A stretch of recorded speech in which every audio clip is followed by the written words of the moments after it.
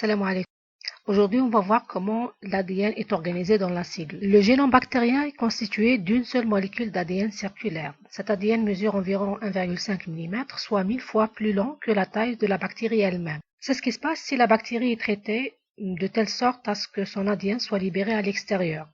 L'ADN a donc besoin d'être empaqueté à l'intérieur de la bactérie, et ceci est assuré par, premièrement, le superenroulement de l'ADN, et aussi l'association de l'ADN avec des protéines pour former une structure appelée nucléoïde qu'on peut observer en microscope électronique. Et cette structure-là de nucléoïde, elle est équivalente, fonctionnellement équivalente au noyau eucaryote. The circular chromosomal DNA of bacteria must be compacted about 1,000-fold to fit within a bacterial cell. Part of this compaction comes through the formation of loop domains, where segments of DNA are folded into loop-like structures that are held in place by DNA-binding proteins. The formation of loop domains compacts the DNA about 10-fold. Further compaction is accomplished through a process known as supercoiling. In this process, which is under the control of the enzymes DNA gyrase and topoisomerase I, twists are introduced in the DNA molecule that cause it to compact by coiling onto itself. This is much like the process of coiling that you can observe by twisting a rubber band.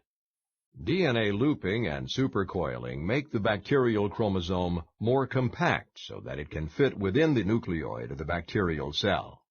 Chez les eucaryotes, l'ADN est contenu dans le noyau, et comme chez les bactéries, il doit être condensé pour être emboîté dans ce noyau. Dans la cellule quiescente, c'est-à-dire la cellule qui est en phase G0 du cycle cellulaire, donc qui n'est pas engagée dans la division cellulaire, il y a deux niveaux de condensation de l'ADN, euchromatine et hétérochromatine. Les deux formes sont observables au microscope électronique, où les zones claires représentent l'euchromatine et les zones foncées représentent l'hétérochromatine. L'euchromatine est constitué du nucléosome. Ce nucléosome-là, il est formé par de l'ADN qui tourne autour d'un octamère d'histone contenant deux copies de chaque protéine, H2A, H2B, H3 et H4. Le tout est stabilisé par l'histone H1. La fibre de chromatine s'enroule par liaison des histones H1 entre elles pour former une structure d'ordre supérieur appelée hétérochromatine avec 6 nucléosomes par tour.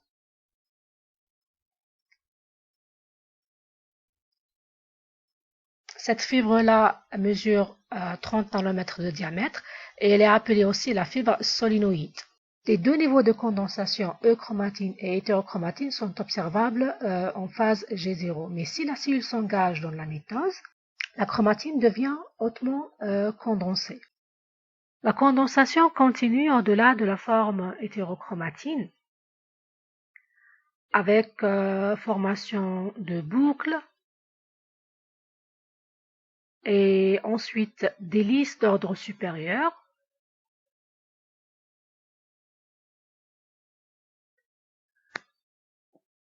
Arrivons enfin à la formation des chromosomes métaphasiques, prêts pour être distribués entre les deux cellules filles. Vous voyez comment les chromosomes commencent à s'aligner au centre de la cellule.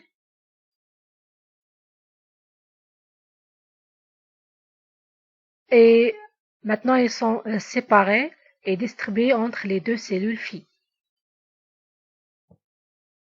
Donc, si l'ADN n'était pas condensé, on n'aurait pas pu séparer les chromosomes aussi facilement. Après avoir exploré les différents aspects de la structure et l'organisation de l'ADN, nous allons voir maintenant les gènes et les génomes. Le gène est une séquence d'ADN qui code pour une protéine ou un ARN fonctionnel. Et quand on dit ARN fonctionnel, c'est un ARN qui a une fonction en soi, comme l'ARN-T ou l'ARN-R. Les gènes prokaryotes sont continus, c'est-à-dire qu'ils ne contiennent pas d'introns. Chez les bactéries, on observe que les gènes des protéines qui ont une fonction commune, par exemple comme les enzymes d'une voie métabolique donnée, sont groupés dans un seul locus ou un segment et qui sont contrôlés par le même promoteur. C'est-à-dire que on n'a pas pour chaque gène un promoteur indépendant, mais un groupe de gènes donnés possède le même promoteur, c'est-à-dire ils sont exprimés ensemble. Et ça va donner un long ARN messager qu'on appelle un ARN polycistronique. Bien sûr, après la traduction, se fait pour chaque gène individuellement parce que chaque gène contient un codon initiateur propre à lui et un codon stop de traduction propre à lui. À l'inverse des gènes bactériens, les gènes eucaryotes sont dits discontinus parce que les séquences codantes, qui sont les exons, sont séparées par des séquences non codantes appelées introns. Donc, c'est pour ça que lorsque l'ADN est transcrit en ARN, on aura besoin d'éliminer ces parties non codantes par un processus appelé excision-épissage pour avoir un ARN messager mature qui sera après traduit en protéines. Un génome est l'ensemble des chromosomes d'une espèce. Ça inclut l'ensemble des séquences codantes et non codantes. On va voir les génomes des différents êtres vivants. Commençons par les prokaryotes. En général, les génomes bactériens sont constitués d'une seule molécule d'ADN circulaire. Dans une bactérie donnée, on peut trouver d'autres molécules d'ADN facultatives qui ne sont pas indispensables à la vie de la bactérie, par exemple comme les plasmides. Chez les eucaryotes, on trouve deux types d'ADN. Bien sûr, principalement, vous avez l'ADN nucléaire et il est constitué par plusieurs chromosomes linéaires. Il y a aussi l'ADN extranucléaire qu'on rencontre dans les organites, mitochondries et chloroplastes. Donc l'ADN de ces organites-là est un ADN circulaire. Les génomes viraux sont constitués soit d'ADN simple brun ou double brun, ou d'ARN simple brun ou double brun. On peut rencontrer dans un virus donné une molécule ou plusieurs molécules, ça peut être circulaire ou linéaire. La condition, c'est que dans une particule virale donnée, un seul type d'acide nucléique est présent. On peut explorer cette diversité dans le génome des virus en observant un petit peu ce tableau. Donc, il y a différents types de virus animaux, des virus végétaux, des bactériophages qui sont des virus qui infectent les bactéries. On peut trouver que dans ce groupe de virus présentés ici, vous avez des virus à ADN simple brun linéaire, à ADN simple brun circulaire, à ADN double brun linéaire, ADN double brun circulaire, ARN simple brun linéaire ou ARN double brun linéaire. Donc, vous voyez qu'il y a une diversité des différents types de génomes qu'on rencontre et on peut rencontrer par virus soit une seule molécule ou plusieurs molécules. La majorité de l'ADN prokaryote est codon, c'est-à-dire qu'il n'y a pas d'intron, il y a très peu de séquences répétitives.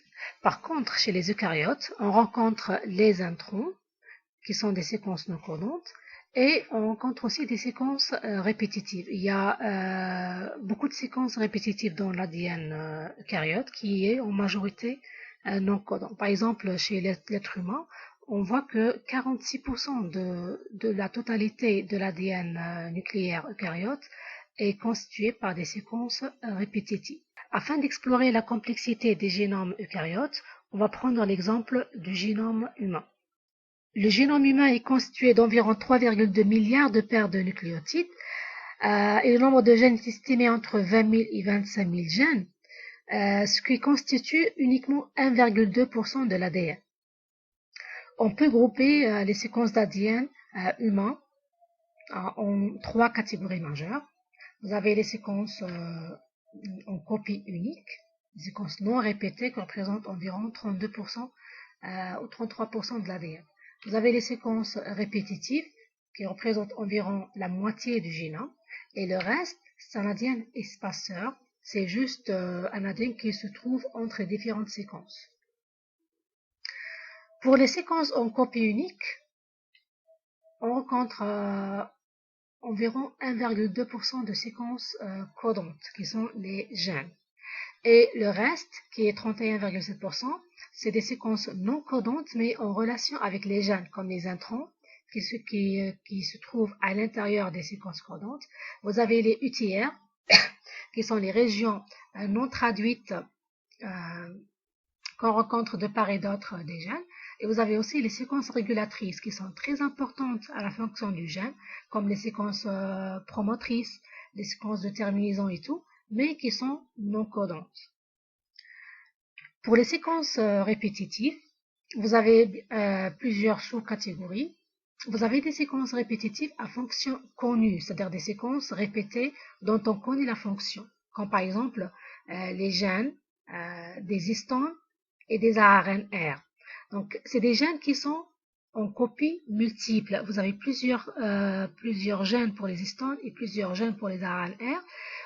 L'utilité dans la cellule, c'est que si la cellule a besoin de produire un nombre très élevé de protéines ou de produits donnés, elle aura besoin d'un nombre élevé de gènes. C'est le cas des histones, ils sont très répandus. On a besoin de plusieurs molécules d'histones pour qu'ils se complexent à l'ADN. Et les ARNR aussi, ils font partie des ribosomes qui sont en très grand nombre dans la cellule. Pour les autres types de séquences répétées, sont des séquences à fonction inconnue. Donc, on les a classées en différentes catégories aussi. Vous avez les séquences répétées en tandem. On appelle ça l'ADN satellite. Ça représente 6% de l'ADN au total. Qu'est-ce que ça veut dire une séquence répétée en tandem? C'est des séquences répétées adjacentes, l'une à côté de l'autre. Dans ce groupe-là, vous avez trois types d'ADN répétés en tandem ou satellites. Vous avez les macrosatellites, les mini-satellites et les microsatellites. Donc la nomenclature, c'est en fonction de la taille de la séquence répétée. Par exemple, pour les macrosatellites, la séquence répétée, elle peut aller jusqu'à 300 paires de bases par séquence. Les mini, c'est 100 paires de bases. Et les microsatellites, ça peut aller au maximum à 6 paires de bases. Ce sont les plus petits. Le nombre de répétitions il diffère d'un type à un autre. Et pour les microsatellites, on va revenir à ça tout à l'heure. En fait, les télomères qu'on va voir à la fin de cette présentation, ils font partie des microsatellites. Les autres types de séquences répétées sont les séquences répétées dispersées, qui sont classées aussi en différents groupes. Vous avez les transposants d'ADN qui forment 3% de l'ADN et le reste ce sont des rétrotransposants LIN, SIN et LTR. Et il y a une signification à ces séquences-là. Bien sûr, elles ne sont pas codantes, mais elles sont exploitées par les scientifiques afin d'analyser l'ADN et d'établir des cartes génétiques. Ce qu'on appelle l'empreinte génétique, elle est basée sur la différence de nombre de répétitions entre un être humain et un autre, entre un individu et un autre. Maintenant, je tiens à parler spécialement d'un type de séquence répétée qui a une fonction très importante. Il s'agit des télomères. Les télomères sont des séquences présentes à l'extrémité des chromosomes. Ces séquences-là sont synthétisées par une enzyme qu'on appelle la télomérase. Les télomères sont des séquences répétées en tandem. Donc, il s'agit de séquences de 6 nucléotides. Dans ce cas-là, ça c'est un segment d'ADN humain. TTAGGG, c'est une séquence de 6 nucléotides répétés plusieurs fois.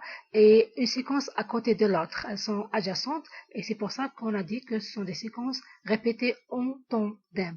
Le nombre de répétitions, c'est presque 1000 répétitions. Et il s'agit d'une séquence qu'on classe dans des microsatellites. L'extrémité des télomères est formée par un bout d'ADN simple brun riche en G. Et cet ADN-là, il va former une structure en boucle qu'on appelle la boucle T ou le chapeau protecteur, bien sûr, avec d'autres protéines qui vont s'ajouter pour former la structure.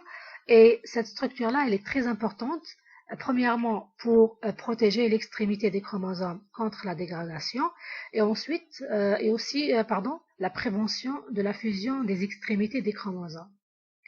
Il y a un autre rôle pour les télomères qu'on va voir au niveau de la réplication de l'ADN linéaire des eucaryotes, c'est que les télomères ont un rôle très important.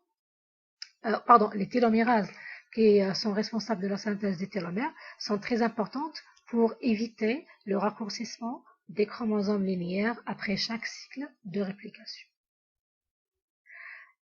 Et enfin, on va terminer avec l'ADN mitochondrial. Donc l'ADN mitochondrial, on le rencontre bien sûr chez les eucaryotes.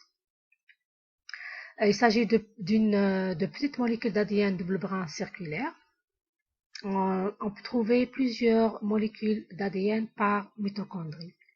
L'ADN mitochondrial contient très peu de gènes, environ 37 gènes, et ces gènes-là codent pour des protéines mitochondriales et des ARNR et ARNT mitochondriaux. Bien sûr, ces 37 gènes-là ne sont pas suffisants pour coder pour toutes les protéines mitochondriales. C'est pour ça que la majorité des protéines mitochondriales sont codées par les gènes nucléaires et sont après transportés vers la mitochondrie. Une particularité qu'on rencontre dans l'ADN mitochondrial, c'est que les deux brins de l'ADN mitochondrial sont hétérogènes, c'est-à-dire que vous avez un brin qui est très riche en G, on appelle ça le brin H ou lourd, heavy, et le deuxième brin complémentaire, il est automatiquement riche en C, on appelle ça le brin L pour léger. Et on va évoquer ça aussi dans la réplication de l'ADN mitochondrial. L'ADN mitochondrial est en majorité codant et il ne contient pas d'introns. Le code génétique de la mitochondrie présente certaines différences par rapport au code génétique universel. Dans la mitochondrie, les taux de mutation sont élevés, ce qui fait que le polymorphisme mitochondrial est très important. Donc comme ça, on aura fini le cours de la condensation de l'ADN et les différents ADN des êtres vivants. La prochaine fois, Inch'Allah, on va entamer le cours de la réplication de l'ADN. Salam alaikum.